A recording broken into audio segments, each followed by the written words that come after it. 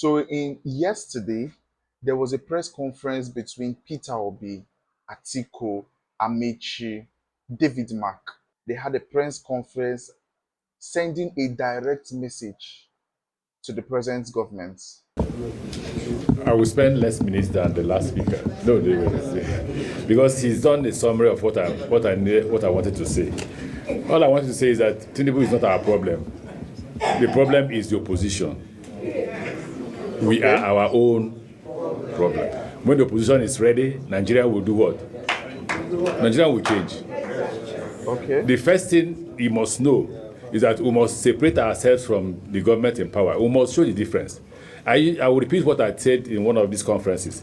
I said to them that when I was in government in Buhari's time, Buhari wanted electoral reform. Okay. So a few ministers went to him, convinced him not to sign, that if he signed, Russia will hack the system and impose the wrong president on us. And he refused to sign. The same people are now shouting electoral reform. Tinubu will one day shout for electoral reform. Possibly. He will. If he doesn't shout, those who are supporting him will do what? Shout for electoral reform. But Tinubu is not a problem. You can't say your position and then see, watch the government, watch his pattern, watch even his strategy to win election. His strategy is simple. His pattern is simple. He tries something today, you are weak. He puts something bigger, you are weaker. Which president goes to France to give award? Or which president goes to France when you are shouting, oh, this man is stealing our money, you're stealing our money, and he still goes to that place. He's asking, what will you do? Power. You can do what? Nothing. The day you show him you can do something, God will bless you. I think like every other person has said, what needs to be said have been said. But it's Our critical that we president. repeat it as often as we can so that Nigerians know we are together. There's need, very urgent need, for all the opposition parties. Those who are not here today, we're pleading that we all come together to save our dear country. It is critical, it's important. The government we have today, as been said, and continue, is the worst ever in our dear country, Nigeria. It's the worst. Today, there's no governance in Nigeria. The legislative arm is at its worst. The judiciary is no longer hope of the weak or the poor. They have bought them. We all know insecurity, killings and abductions is worse than even countries at war. Just in the past 1 week, 34 in Kebbi, Wednesday, Thursday, 50 in Zamfara on Friday, and today, even while we're speaking, today, over 20 already in Adamawa. 6 is all over the country. I just mentioned a few. Poverty have increased dramatically in the past 2.5 years, from 87 million to about 140 million today, the highest in any country on earth. In fact, we now have almost over 30% of all the world poor living in Nigeria. We now have more people living in Nigeria, a country of 240 million, than China and India, a country of 2.8 billion combined. Power. And that's the critical thing. This government has borrowed more in 2.5 years than all the governments since 1999 without anything to show for it. I heard somebody told me today when I walked in here that the food prices have gone down. Actually, we have killed all our farmers. Because we have imported cheap goods and thrown our farmers into poverty, which will even worsen the hungry situation of Nigeria in the coming future. Manufacturers' houses are full of warehouses without anything to show for it. Fact.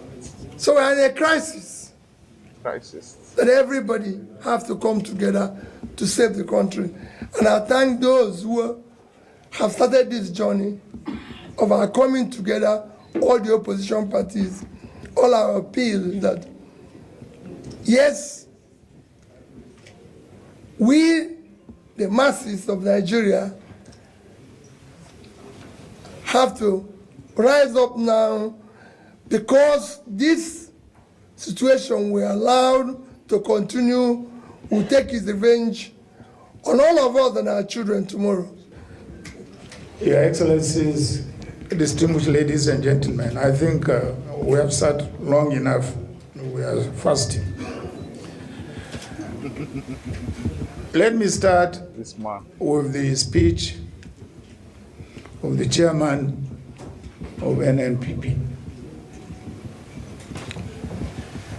That speech has actually captured all the challenges we are facing in this country. I never thought anybody would be asked to make any remarks after listening to that speech. But let me say, This man doesn't want to go and rest. or advise, that the speech delivered by the chairman of NNPP be sent to all the embassies, particularly the Western democratic embassies in this country, as the position of the Nigerian opposition political parties. And again, what you must bear in mind is that the collapse of democracy in Nigeria is going to lead to the collapse of democracy in Africa, because we are the largest democracy in Africa. I agree with you. These are some of the consequences that will definitely affect other democracies in Africa. So I will urge that, or I will call other opposition parties that are not here today to make sure that they are part of this movement of the unity of the opposition parties to ensure we restore our democracy. But with a note of caution, you see, we did this exercise in 2014. Not so. We came together and formed APC because we felt democracy was faulty in 2014. Only for us to end up at the same position we found ourselves in 2014, if worse. Because 2014, the major challenges was insecurity here and there, economy, and so on and so forth. Now it is even worse than what we fought in 2014. So we must have that in mind, that in the event, and we must succeed to make sure that we restore true democracy to our country. That was what we fought for. That was what, the founders of this country fought for. And we fought the military for that. And we must make sure that that is established in this country. So I want to thank particularly our speaker today for highlighting the various challenges facing our democracy in this country, from legislative to security to political parties to elections and so on and so forth. I thank you very much indeed for giving me this opportunity, to make few remarks. I looked at the high table and I tried to see who did not help in bringing this administration into being. I think all of them did.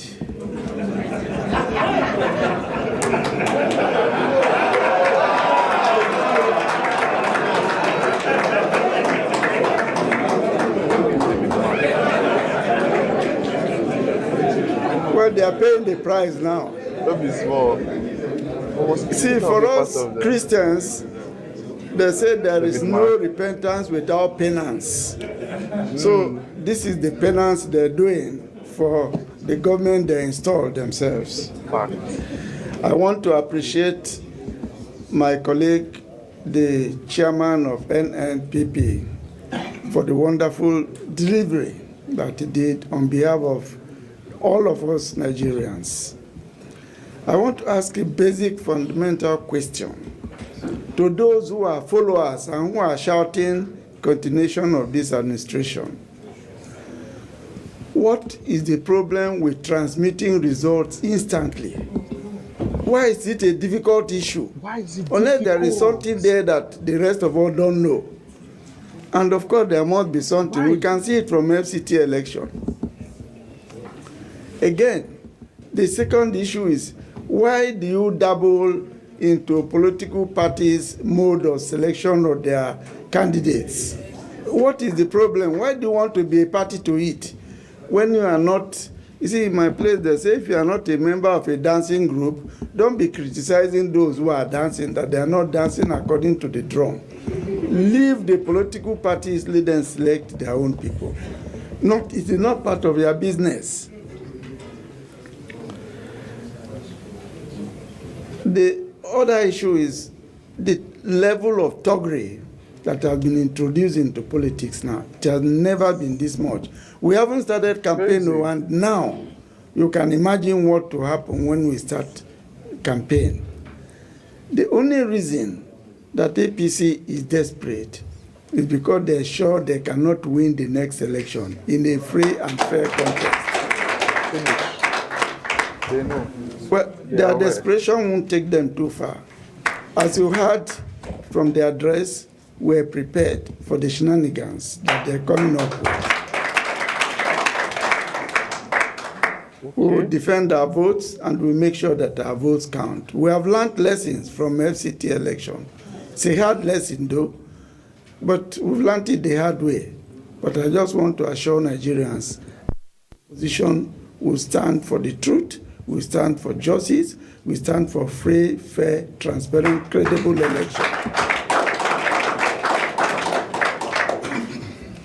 I want to thank all of you who have come to grace this occasion and thank my brother chairman and all those who are here today. Before I sit down, let me just caution the administration. Incarcerating opponents or people in opposition will not help their case. I think it is only fair and proper that as Nigerians, they treat us with a lot of caution. They treat us with respect, and they give us the opportunity to be able to stand as opposition in a free, fair society. Thank you very much. Yesterday, David Mark, Your Excellency, you have said it all, right? You have said it all. Much respect to you, sir. I think the people that I respect a lot there is Peter Obi and David Mark. The two people, they have been caught up in corruption in Nigeria. But let's agree that they are trying to retrace their steps. But there's something you people need to do. You need to get into that streets. I want to believe that your last statement, whereby you said you people are ready for them, this APC, I want to believe that. But I feel like you people should do more than talking. When the time comes, you guys should show workings. Because that is the only thing this present administration can listen to. Workings. Show them workings. And see how Nigerians will back you people. Okay? Please like, share, and comment your thoughts